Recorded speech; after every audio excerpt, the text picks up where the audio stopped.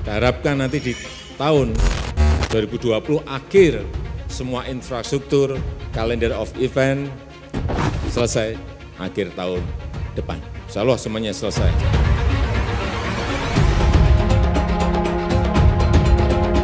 Kita memiliki Bali ya, tapi kita sekarang ini baru mengembangkan 10 Bali baru. Kita nggak tahu bahwa kita ini sakti. Kita taunya asik berkelahi, bicara perbedaan aja, jelek sana, jelek sini. Padahal kalau ini kita lola bersama-sama, itu membawa kesejahteraan pada bangsa ini. Yang kita fokus sekarang ini dalam 2 tahun ini hanya 5 dulu. Mana 5 yang baru yang sekarang kita kerjakan? 1, Mandalika. Yang kedua, Labuan Bajo. Yang ketiga, Borobudur. Yang keempat, Danau Toba. Yang kelima, Manado. Lah kita ini sebenarnya global player, bukan global player, super power dalam carbon credit.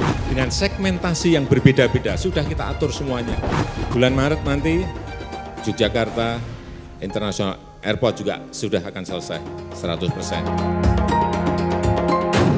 Masa depan Indonesia dimulai dari era Jokowi. Sebelum kita lanjut, jangan lupa subscribe agar tidak ketinggalan info terbaru lainnya dari Poin.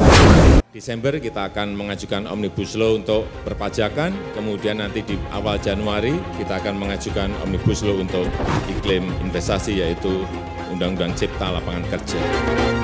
Indonesia merupakan negara kepulauan terbesar di dunia yang memiliki harta kekayaan alam yang sangat melimpah di dalamnya. Selain itu, Indonesia juga sangat diuntungkan oleh letak geografisnya yang dilintasi oleh garis khatulistiwa. Kekayaan alam yang dimiliki Indonesia berpotensi membawa negara yang berasaskan Pancasila itu menjadi negara besar di masa mendatang.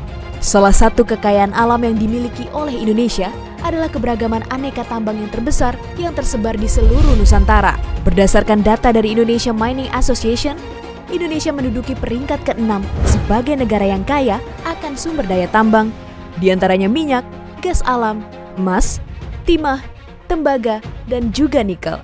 Dengan kekayaan bahan tambangnya tersebut, membuat Indonesia masuk dalam 10 besar sebagai produsen barang tambang mentah di dunia. Seperti diketahui, Indonesia merupakan pemilik cadangan dan pengekspor nikel terbesar di dunia.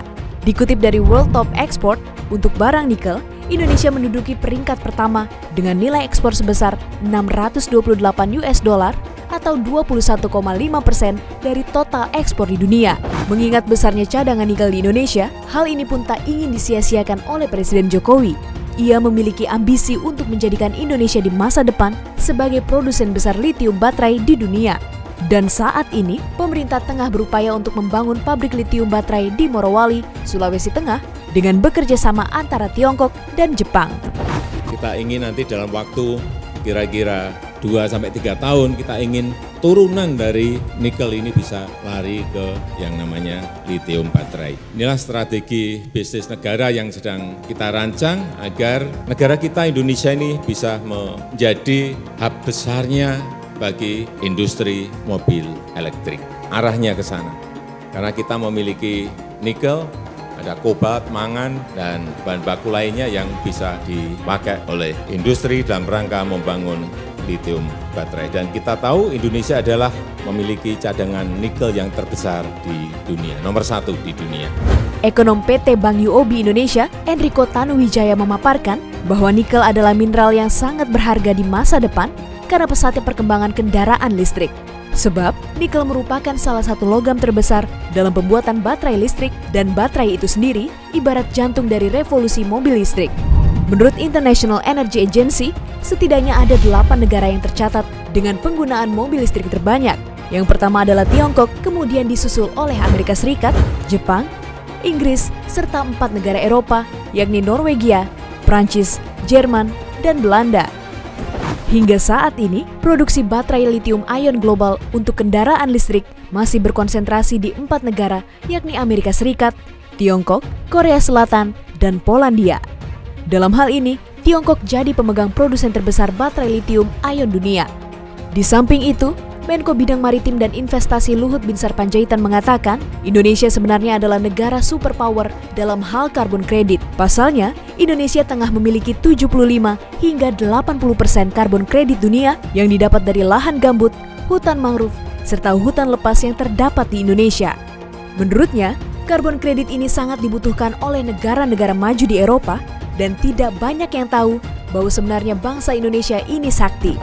Kita kan punya karbon yang besar, ya karbon kredit kalau kita sebutkan, karena kita punya peatland yang gambut itu kira-kira 7,5 juta hektar yang masih bagus.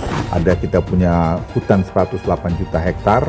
Kita punya juga tadi mangrove itu hampir 3,1 juta hektar, dan juga kita punya seagrass dan sebagainya. Itu kontribusinya hampir 80-90% ke dunia. Eropa, negara-negara maju sangat butuhkan itu, dan dia membeli karbon kredit ke kita sekarang sudah banyak sekali. Jadi Indonesia itu, Peter punya ide, lah kita ini sebenarnya global player, bukan global player, super power dalam karbon kredit. Kita nggak tahu bahwa kita sakti.